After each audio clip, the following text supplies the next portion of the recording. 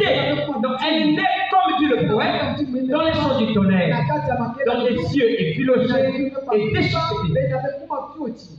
Par contre, si nous n'avions pas le tonnerre et les cieux et philosophes et déchiquetés, cette petite goutte de pluie distillée qui a été enlevée des mers et séparée du sel par distillation, elle ne naîtrait pas.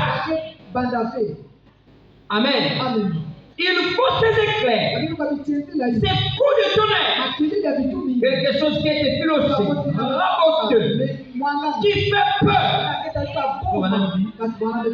Quelque chose qui fait peur. Des fois, vous avez du mal à sortir. Est-ce que là, je m'en sortirai? Est-ce que là, j'arriverai? Ta chair commence à te parler. Quelque chose qui fait peur. Pour produire les 12 pétales des gouttes d'eau, il faut la douleur. Pour produire quoi? La naissance. Il faut la douleur pour produire la naissance. Il faut la mort. Oui, pour produire quoi? La naissance. Et c'est au moment où les nuages meurent que la pluie naît. Parce que la pluie est une partie du ciel. L'un doit prendre fin pour que l'autre puisse. Alors, vous voyez, quand vous travaillez, venir même à l'église, vous avez un travail pénible. Où ta chair se sent dérangée. Et des fois, tu lui obéis. Tu restes à la maison. En fait, tu retardes la naissance et ta réussite. Tu retardes l'intervention divine. Amen. Maintenant, là où vous êtes là, frère, quand vous allez dans tout le monde, il faut la douleur pour produire la naissance. Il faut la mort. Il faut et c'est au moment où les nuages meurent que la pluie naît. Maintenant, toi, depuis quand tu es dans la douleur, je connais les frères et les sœurs ici. Ça, faut le dire. Je l'ai dit. Ça fait des années que je les connais dans le message. Et dans cette église. Persévérant. Amen. Dans la douleur et la souffrance. Ils n'ont jamais abandonné. Maintenant, je vous pose une question. Quelle est cette là aussi pour bénir son enfant? Doit devoir souffrir année après année, 10 ans, 15 ans, 20 ans. La même Bible dit il y a un temps pour chaque. Alors, je m'adresse à ces chrétiens-là. Comme Dieu ne peut pas avoir tort, regarde un peu de ton côté. Est-ce que tu es toujours ferme? Est-ce que tu n'as pas été ébranlé quelque part? Amen. Est-ce que tu n'as pas été ébranlé quelque part? Est-ce que tu n'as pas renversé quelque part? Est-ce que tu n'as pas lâché quelque part?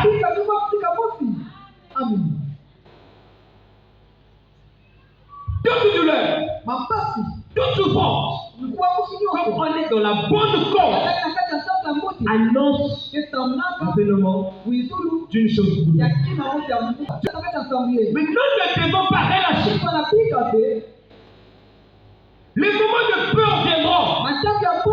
Voilà, on me dit c'est un signe. Et quelque chose de nouveau va venir d'une nouvelle victoire. Amen. Nous prenons l'exemple de Paul dans 2 Corinthiens. On prend le livre de Corinthiens. Pour Christ, dans la paix, dans la souffrance, difficultés multiples, exposé à de nombreuses veilles, à la faim et à la soif, à cause de Christ. Et à des jeunes multipliés. Pourquoi des jeunes multipliés? Et pourtant, Paul était envoyé de Dieu. Il a vu la colonne de feu. Il pouvait s'appuyer seulement à cette apparition divine pour dire que tout est déjà fait. Non, cela ne suffit pas. Il devait travailler. Et dans le travail, il y a la prière, il y a le jeûne. Bon, maintenant, toi, ce que tu veux avoir dans ta vie, c'est que tu poursuis à fort longtemps. Tu veux l'avoir comment? Quand tu dors à 19h, tu peux te réveiller à 7h. Quand il s'agit de venir à l'église, tu viens toujours en retard. Ou tu choisis les jours. Toi, tu viens mercredi, tu viens pas vendredi, tu viens dimanche. Toi, tu viens dimanche, tu viens pas vendredi, tu viens pas mercredi. Ça veut dire que tu ne travailles presque pas. En fait, pour toi, l'église, c'est une habitude. Tu viens, tu répares. Mais tu n'es pas en travail. Oh, si tu ne travailles pas de la sorte, tu ne peux pas obtenir les résultats escomptés, ce n'est pas possible. Mais il n'y a pas que des jeunes spirituels. Là, il y a aussi des jeunes de femmes, la famille forcée à cause de le jeune vous aide. Si tu es terrestre, si tu es terrestre, donc charnel, le langage de Dieu, tu ne le comprendras pas. Deux fois, Dieu t'a parlé déjà 10 fois aujourd'hui, mais tu n'as perçu aucun message. Pourquoi? Parce que tu nourris toute ta chair, moins que tu nourris ton esprit. Amen. Amen. Oh, la technique de Paul, c'était quoi?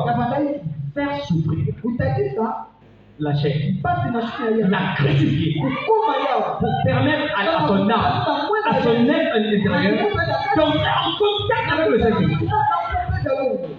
Dieu a placé en chacun des dons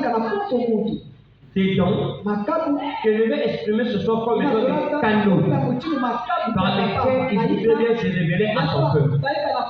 Quand il dit se révéler, ça veut dire quoi? Je prends l'exemple de quelqu'un qui a par exemple un concert phase terminale.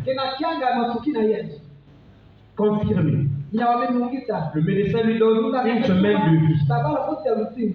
Imagine, par ton canal, donc par ton don de guérison, si jamais tu l'as, tu viens, tu pries pour une telle personne qui a déjà écrit son testament et qui est désespéré, qui n'a plus d'issue,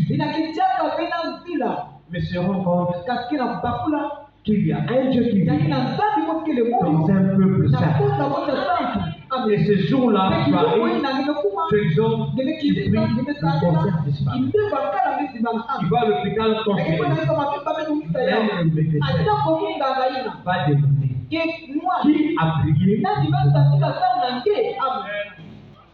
Tu deviens un canal par lequel Dieu veut gagner certaines âmes, par lequel Dieu veut convaincre certaines personnes. Il y a une catégorie de gens. Pourquoi il faut de telles images? Mais il y a plus riche que toi. Tu vas venir avec ta force, mais il y a plus fort que toi. Tu vas venir avec ta beauté, mais il y a plus belle ou plus beau que toi. Mais quand tu viens avec le surnaturel, ça va marquer la différence. Est-ce que vous dites Amen? Mais pourquoi le surnaturel recule dans tes vies? On ne travaille plus. Amen. On n'est plus ferme. Même les païens nous ébranlent. Une petite épreuve nous fait reculer. Amen. Et quand la peur monte, on l'entretient. Au lieu de la chasser ou de la vaincre. Voilà dit que l'épouse du temps de la fin, qui a reçu ce message, possédera les portes de l'ennemi. Abandonnons même leur porte de devoir. Donc, leur place à l'église. Le rôle qu'ils doivent jouer. Ne se manifestons pas. Ils se sentent pour eux à l'aise et tranquille. L'esprit de cesse de poser la question. Quel rôle toi tu joues dans le corps? Tu dois avoir un rôle. Ce rôle peut être spirituel, peut être physique, peut être matériel, peut être financier. Amen. Nous allons lire le frère Branham. Amen. Écoutez ce que le frère Branham dit. Ton être intérieur. Amen. C'est ça le plus important. Le point de départ, c'est ça. Nous nous trompons, nous nous égarons, nous donnons accès à notre chair. Amen. Nous lui donnons la possibilité de nous gérer. Quand je parle de la chair, je parle de ce que tu vois. En bien ou en mal. Je parle de ce que tu entends. Je parle de ce que tu dis. Je parle de ce que tu goûtes. Je parle de ce que tu touches. Amen. On devait commencer à l'intérieur. Le Branham dit, qu'est-ce qui prouve que dans les réellement chrétiens, il est réellement spirituel, il est réellement céleste. Le Branham dit, ça c'est le travail qui s'alloue. Il évolue. Une personne qui a constamment de Dieu. Voilà le travail de l'âme. Avoir tellement et constamment soit. Amen. Est-ce que vous êtes avec moi? Soif et faim. Ou faim et soif de Dieu. Vous savez ce que c'est que avoir faim et soif de Dieu? Et de façon pérenne. On vous verra toujours scellé. Vous verrez toujours utile. Vous soutiendrez toujours l'œuvre. Vous témoignerez toujours de Christ. Vous serez toujours chaste, réservé, sanctifié, pieux. Vous serez toujours présent à l'église. Vous prierez toujours. Vous gênerez toujours. Avoir faim et soif de Dieu. Voilà le travail de l'âme. Écoutez, pour un continue. Ils sont